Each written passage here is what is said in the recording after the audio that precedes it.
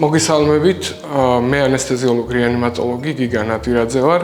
ამჟამად მუშაობ ბარზილაის სამედიცინო ცენტრში, ისრაელში. ამ ვიდეოში ვუპასუხებ პაციენტების ხშირად დასმულ შეკითხვებს.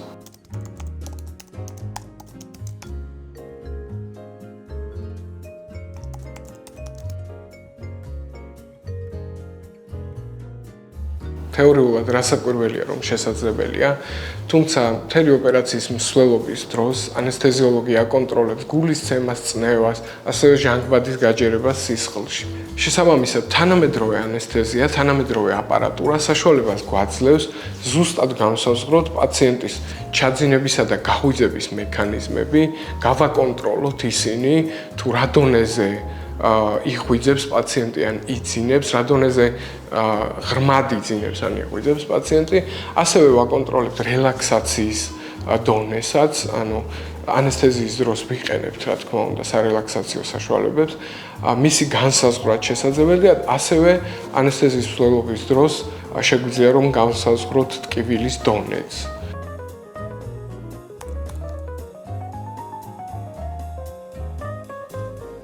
კი, გულისრევა პირღებინება საკმაოდ ხშირი გართულება არის ანესთეზიის დროს, თუმცა პრეპარატების საშუალებით ეს ყველაფერი შეგვიძლია რომ თავიდან ავირითოთ.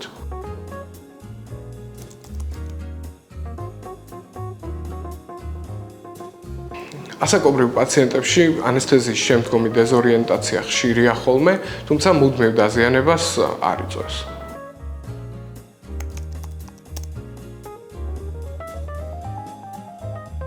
კი, შესაძლებელი არის, თუმცა ძალიან იშვიათია.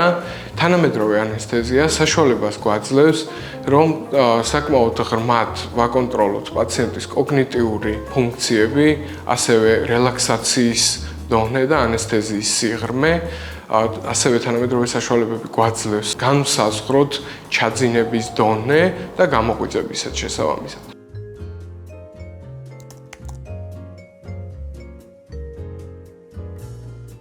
ანესთეზია არ შეიძლება იყოს ყველასთვის ერთნაირი, იგი აუცილებლად მორგებული უნდა იყოს პაციენტის ასაკზე, სქესზე, მის ჯანმრთელობის ზოგად მდგომარეობაზე, დაავადებების ისტორიაზე, ვთქვათ, თუ აქვს შაქრიანი დიაბეტი, გულის სხვადასხვა დაავადებები, ასევე თავის ტვინის გადატანილი ინსულტები, CVA-ს, რასაც ვეძახით.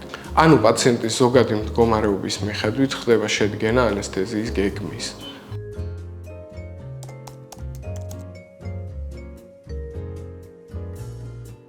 ნერვიულობა ძალსახად არ იმოქმედებს ანესთეზიაზე, არც ტკივილზე, არც ანესთეზიის სიღრმეზე, არსებობენ სხვადასხვა მდგომარეობები, მაგალითად ალკოჰოლიზმი, ნარკოტიკის მოხმარება, რაც რა თქმა უნდა გავლენას ახდენს პირდაპირ პროპორციულად ანესთეზიაზე, რაც შეეხება ნერვიულობას და სტრესს, ეს აბსოლუტურად ნორმალური არის. წინა საოპერაციოდ ჩვენ ვცდილობთ ხოლმე რომ დავამშვიდოთ პაციენტები მედიკამენტოზურად, რაც ამცირებს მსგავსი მდგომარეობების განვითარებას.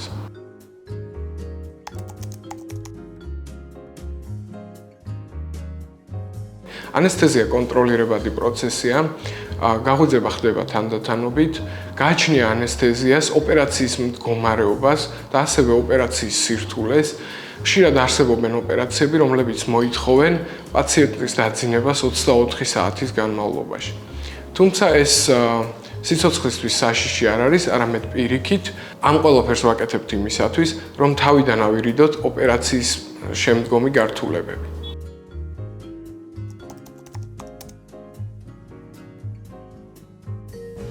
ანესთეზიოლოგს აუცილებლად ხვდებით წინა საოპერაციოდ, ასევე ოპერაციის მსვლელობის დროს და ოპერაციის დასრულების შემდეგ.